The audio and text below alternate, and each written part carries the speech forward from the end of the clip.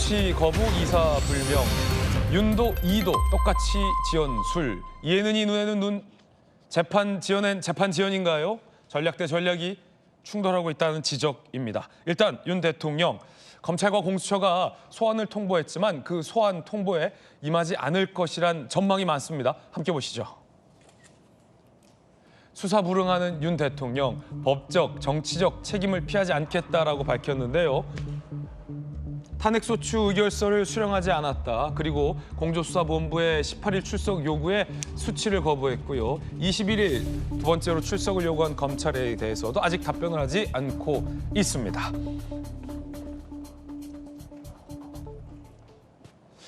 윤석열 대통령 측은 변호인을 구성하는 데 시간이 필요하다라는 입장인 것으로 전해졌는데요. 21일 2차 출석을 요구한 검찰의 요구에 아직 대통령은 답변하지 않고 있는 상황이라 정치권에서는 대통령이 탄핵 절차를 지연하려는 것 아니냐라는 관측도 나오고 있습니다. 이재명 대표는 본인의 2심 재판을 어떻게든 지연해보려 한다라는 지적도 나옵니다. 함께 보시죠.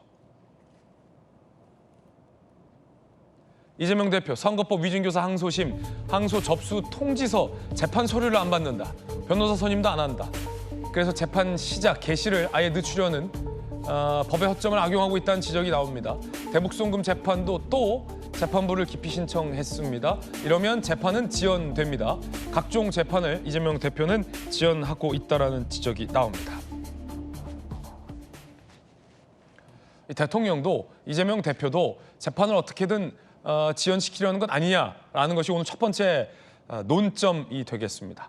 시간과의 싸움입니다. 시간과의 싸움입니다. 정혁진 변호사님, 네네. 시간과의 싸움이죠. 탄핵 심판이 먼저 나오냐, 이재명 대표에 대한 위준교사 최종 선고가 먼저 나오느냐에 따라서 향후 정국이 완전히 달라질 수 있는 건 아니겠습니까? 네네. 그만큼 시간은 중요해요. 지금 상황에서. 네네. 한 달의 시간이라도 굉장히 결정적일 수 있죠.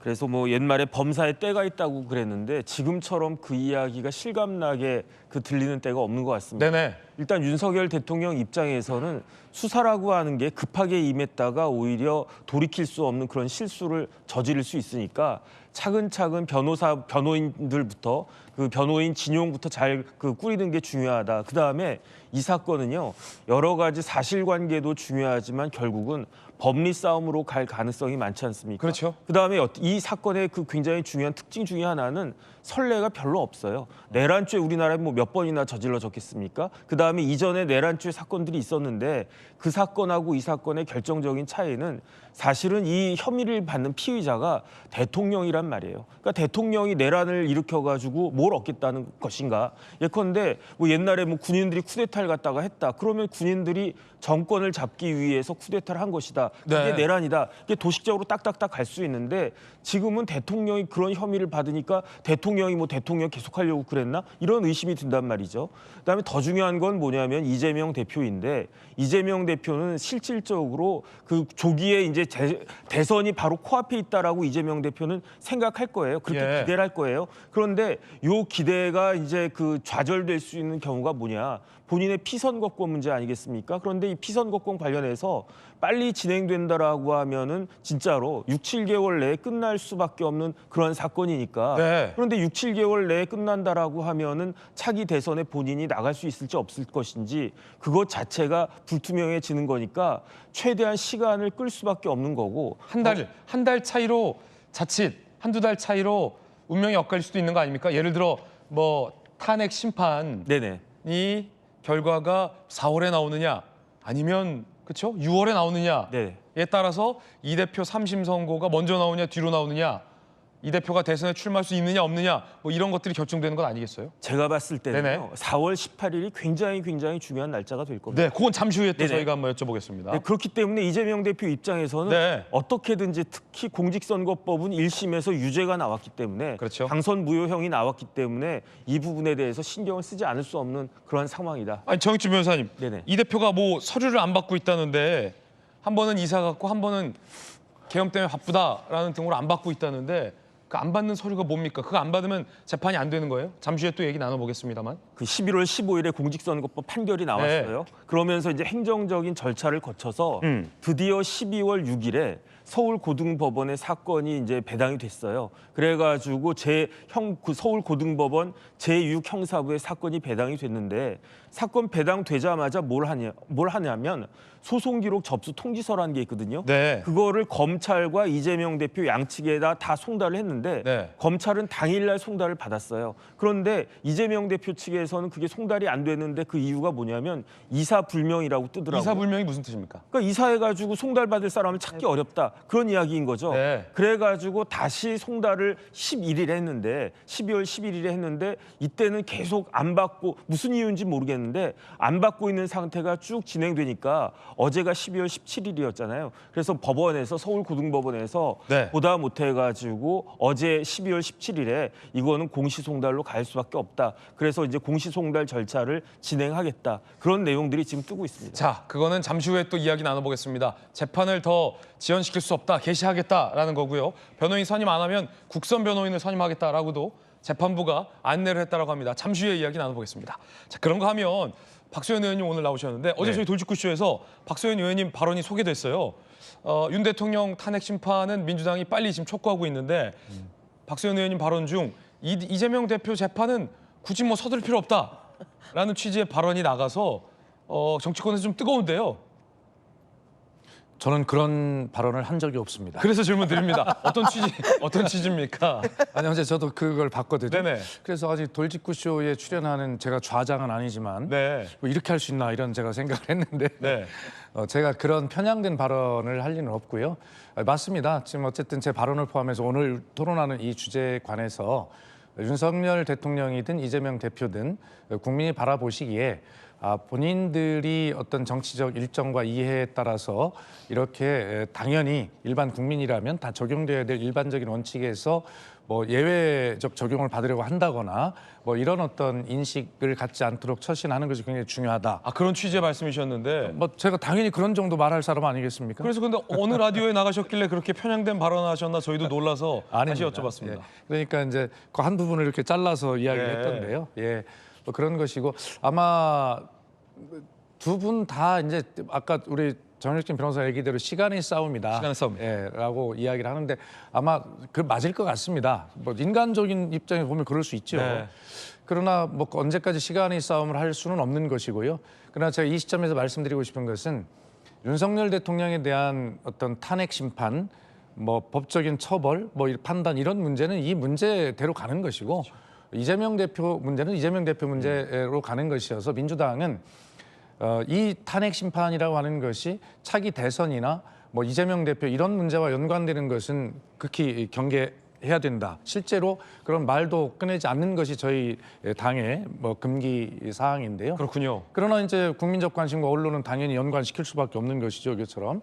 그래서 어쨌든 이재명 대표는 제가 생각할 때 저도 한번 당에 물어봤습니다. 네네. 나오기 위해서 의도적으로 그렇게 하는 것 있냐? 당에서는 당연히 아니라고 하죠. 당에서 당연히 아니라고 하죠. 네, 그렇습니다. 네. 그래서 아마 시간이 한 일주일에 한 10일간 정도 이런 이제 공백이 있었는데 뭐 이런 오해가 계속되지 않도록 아마 뭐 처신하는 것 뭐 이런 네. 것들이 중요하고 또 이재명 대표가 저는 의도적으로 이것을 뭐 미뤄봐야 얼마나 미루겠어요. 그걸 가지고 이렇게 본인의 정치적 이미지와 굉장히 연관이 되는 또 이러한 것들에 대해 그래야 잘못하면 또 윤석열 대통령에 대한 탄핵 심판의 어떤 명분이나 논리 이런 것들도 자꾸 희석이 될 수 있지 않습니까? 네네. 그래서 이런 부분들은 명확하게 구분해서 윤석열 탄핵은 탄핵 심판이고 이재명 대표 재판은 재판이고라고 하는 것을 명확하게 구분하는 네. 처신과 이런 것들이 굉장히 중요하다라고 하는 것을 민주당 의원총회에서 이미 저희들이 다 공감하고 있는 이야기입니다. 역시 예. 박수현 의원님은 돌직구쇼에 나와야 이 진위가 제대로 다 소개가 되고요. 타 라디오에 가면 이게 좀 잘려서 나갈 수 있으니까 참고하시기 바라겠습니다. 자, 그런가 하면 이번엔 이 한 분 한 분씩 좀 이야기를 나눠볼게요. 윤석열 대통령 얘기입니다. 세 가지 방식으로 송달을 했는데 이 지연된다면 탄핵 절차가 좀 늦춰질 수 있다고 합니다. 함께 보시죠. 자, 확실한 접수 확인을 해주지 않고 있다. 송달 지연 시 답변 기한도 연기된다라는 거죠. 탄핵 소추안 의결서가 대통령에게 갔는데 수령이 아직 안 됐다. 수령 7일 이내에 답변서를 제출해야 하니까 수령 여부가 확인되지 않으면 답변 기한도 자연스럽게 늦춰진다라고 합니다. 근데 이 탄핵 소추안 의결서가 대통령이 뭐 마냥 안 받을 수 있는 건 아닌 것 같아서 인편, 일일 특송 우편, 전자문서 시스템으로 보냈다라고 합니다. 전주혜 의원님. 그러니까 지금 송달은 좀 안 되고 있다 이제 그런 보도가 지금 나오고 있는데 그런데 한편으로는 또 헌법재판소에서 준비기를 잡지 않았습니까? 네. 12월 27일로 지금 그렇게 지정이 좀 돼 있는 상태라 뭐 그 전까지 아마 뭐 송달은 이루어지지 않을까 싶습니다. 네. 그리고 27일에 그 준비 기일은 뭐 진행이 될 가능성이 저는 꽤 크다고 이제 보고는 있는데요. 근데 이제 문제는 뭐냐면 이번에 그 탄핵 소추안을 보면 민주당이 이제 두 가지를 이유를 삼았습니다. 하나는 12월 3일에 이 비상계엄의 이제 위헌 그리고 위법성 이것을 문제 삼았고요. 두 번째로는 이제 그렇기 때문에 내란을 범한 것이다. 내란죄를 범한 것이다. 지금 이 두 가지 사유를 가지고 탄핵 소추를 의결을 국회에서 한 것인데 네. 그런데 이 내란죄라는 건 지금 살아 움직이는 거거든요. 비상계엄이야 12월 3일에 바로 그날 해제가 됐기 때문에 지금 이제 종료된 상태입니다만 내란죄 같은 거는 지금 아직 수사가 계속 진행 중이고 뭐 계속 지금 매일 뭐 누구를 소환했다 또 누구를 구속했다 나오고 있는 것이고 또 윤석열 대통령에 대한 조사는 아직 이루어지지 않았단 말이에요. 그래서 네.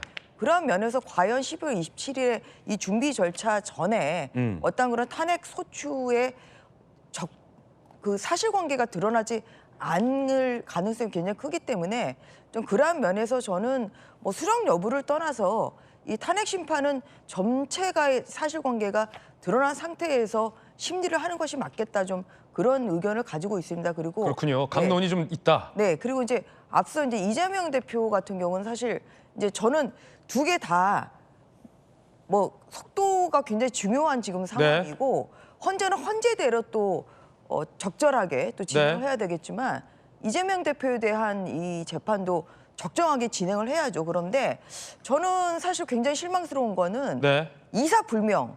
그러니까 본인이 그 집에 법원에 신고한 그 집에 안 살기 때문에 이사불명으로 송달이 안 된 거예요. 이사불명으로 네. 그런데 저도 소송 기록 통지서가 네. 전달이 안 됐다. 그렇죠. 그런데 저도 판사 20년 이상 하면서 항상 선고하는 날 얘기를 합니다. 네. 그 사이에 선고를 하면서 이번에 징역 1년에 집행유예 2년 선고 받았잖아요. 네. 그러면서 그 사이에 이사를 가게 되면 법원에 신고를 하셔야 됩니다. 아. 그걸 항상 얘기를 해요. 판사님이 그거 얘기하세요? 얘기합니다. 오. 그런데 이사는 이제 그 1심 때의 그 장소에 안 살고 있었다는 거잖아요. 네. 그러면은 이거는 회피죠. 이사불명이라는 거 이사를 간 주소가 있는데 그거를 그날 선고하는 날 11월 15일 내에 분명히 법정에서 고지를 받았을 텐데 그런데 그거를 신고를 하지 않았다는 거는 나는 받을 생각이 없다. 이러한 표현이나 마찬가지입니다. 그래서 저는 굉장히 무책임한 일이고 그래서 그 소송 접수 청지서가 왜 중요하냐. 이게 받은 날로부터 2주일 이내에 반드시 항소 의혹서를 내야 돼요. 네. 항소 의혹서를 내지 않으면 이러면 이게 항소가 각하가 됩니다. 그렇기 때문에 형사 사건에서는 항소 접수 통지서를 받은 날로부터 2주일 이내 반드시 내야 다음 단계로 갈 수가 있는 거예요. 그렇군요. 그래서 이제 그래서 굉장히 중요한 건데 이거를 이사를 간 이상은 신고를 새로 이사한 주소를 법원이 알 수 없기 때문에 그래서 법원에서는 사유를 봅니다. 그래서 이사 불능으로 송달이 안 됐기 때문에 그래서 어제 그 공시송달했다는 거 아닙니까? 그래서 공시송달은 네, 뭐예요? 공시송달은 알 수 없는 법원이 이 사람이 어디에 사는지 알 수 없는 경우에 네. 이제 그 진행하는 그런 송달의 방법이거든요. 네. 그거는 수령 여부와 상관없어요? 상관이 없지만 바로 송달이 되는 것이 아니라 공시송달일로부터 2주일 이내에 2주일 그러니까 14일이 지난 다음에 송달이 된 걸로 봅니다. 그렇군요. 그러니까 그만큼의 재판 지연의 목적이 있는 거죠. 아, 재판이 지연됐군요, 실제. 늦춰졌군요. 되고 있는 거죠, 지금. 네, 그래서 알겠습니다. 이제 그런 면에서 이재명 대표를 비롯한 민주당도 지금 탄핵 심판 빨리 하라고 얘기할 게 아니라 본인의 바뀐 주소도 바로바로 법원에 신고를 하시고 그리고 이 접수 통지서도 좀 바로 받으시는 게 국민들이 보기에는 내로남불이 아닌 그런 태도라고 저는 생각합니다. 대통령이 헌재 탄핵안 의결서를 수령하지 않았다. 이재명 대표는 말씀 주신 것처럼 소송 기록 통지서를 수령하지 않고 있습니다. 그래서 법원이 세 번째로 발송했습니다. 자, 변호인 선임도 안 하고 있는 이재명 대표. 그래도 대통령은 변호인단을 꾸렸어요. 소송 기록 접수 통지서가 두 번 모두 이재명 대표가 받지 않았어요. 그래서 벌써 두 차례 이 재판이 지연되고 있다는 지적이 있습니다. 지난 9일과 11일 선거법 항소심 소송 기록 접수 통지서 수령 후 20일 내에 항소 이유서가 제출되면서 이제 항소심이 개시되는 건데 그거를 계속 1차, 2차 안 받으면서 미뤄졌고 지금 3차로 발송을 한 그런 상황입니다. 자, 그래서 법원이 세 번째 보냈습니다. 또 보냈어요. 계속 안 받아서 소송 기록 접수 통지서 3차 발송. 그러면서 자꾸 변호인 선임 안 하면 국선 변호인 선임된다라는 안내까지 고지했습니다. 공시송달.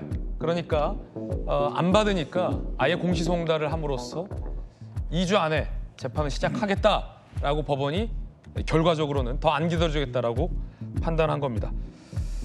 공시송달 내용까지 함께 보시죠. 선거법 항소장 접수 통지, 검찰 항소 사실을 알리는 절차, 공시송달을 했다. 이 대표가 수령하지 않았다고 합니다. 자, 이제는 수령을 안 해도 재판은 시작될 수밖에 없습니다. 김영주 의원님, 네. 요 계속 세 번째는 안 받는다는 건 네. 재판 확실히 좀 지연하겠다. 예를 들어서 뭐 이사를 해서 못 받거나 바빠서 못 받는다라고 보기에는 뭐 한두 번 정도 못 받을 수는 있어도 네. 법원이 세 번째나 보냈다라는 것은 어떻게 봐야 됩니까? 법인이 왜 저렇게 친절하게 하죠? 그냥 네. 항소 기각하면 되잖아요. 1심 확정하고. 1심 확정하면 된다. 제 말이 틀렸습니까? 아, 그렇군요. 저것은 명분입니다. 어떤 그 피해자한테 저렇게 친절하게 공시해가면서 항소해 주세요. 그런 데가 어디 있습니까? 저 정도 되면요. 항소할 의사가 없는 걸로 알고 항소 기각하겠다. 끝내버렸어야죠. 그게 국가의 이익을 위해서 좋습니다. 왜 그렇게 시간 끌게 합니까? 네. 그러면 바로 1심 확정이잖아요. 대법 갑니까? 1심 확정되면? 안 가죠. 그럼 끝나는 거예요. 뭘 그리 친절하게 하고 뭘 그렇게 뭐 빨리 좀 항소 좀 해주세요. 뭐 하는 것입니까? 네. 좀 고자세로 해줬으면 좋겠습니다. 우리가 사법부가 건의를 가지고 네. 제발 좀 항소 좀 해주세요. 그럼 뭐 사정하는 하는 거다. 것입니까? 어. 어느 피의자, 저 변호인들 계시는데 어느 피해자에 저렇게 자세하게 친절하게 하는 데가 있어요? 좀 묻고 싶어요. 자, 정영진 변호사님. 네네. 글쎄요, 전주의 의원님은 판사 계속 하셔서 그런데 전 처음부터 변호사를 딱 했었는데 판사님들 고압적이신 분들 굉장히 많고 친절하신 분은 사실 찾아보기가 어려운데 그 김영주 의원님 말씀처럼 이번에도 좀 제대로 그렇게 원칙대로 하면은 이런 이야기 없을 것 같고요. 그다음에 제 개인적인 생각입니다만은 이재명 대표 측에서 김영주 의원님 말씀 듣고 놀라가지고 오늘이라도 소송 기록을 아마 수령하지 않을까, 송달받도록 하지 않을까 한번 기대해 보겠습니다. 계속 변호인 선임 안 하면 국선 변호인 되는 겁니까? 그러니까 국선 변호인으로 가지는 않을 거고요. 뭐 누가 봐도 뻔하지 않습니까? 그러니까 공시송달을 하면서까지 시간을 하루가 여삼추라고 생각이 될 거고요. 그렇죠. 그런데 지금 이렇게까지 논란이 된다라고 하면 이재명 대표의 목표는 무엇입니까? 1심에서 항소심에서 무죄나 뭐 100만 원 이하 받을 거를 목표로 하는 것 같지는 않고 이재명 대표의 목표는 결국은 조기 대선에 나가가지고 당선되는 게 목표일 거 아니에요. 대선이 먼저냐 본인의 3심 선고가 먼저냐에 따라 천지 차이다. 그런데 지금같이 저렇게 항소심 재판하는 데 있어서도 공시송달 받고 변호인도 늦게 꾸리고 하는 모습은 유권자들한테 그렇게 좋은 영향을 미치지 않을 거 아닌가. 저는 그런 부분들에 대해서 악영향 생각하게 되면 그러면은 이 재판에도 정정당당하게 그렇게 임할 수밖에 없지 않을까. 저는 개인적으로 그렇게 기대가 됩니다. 예.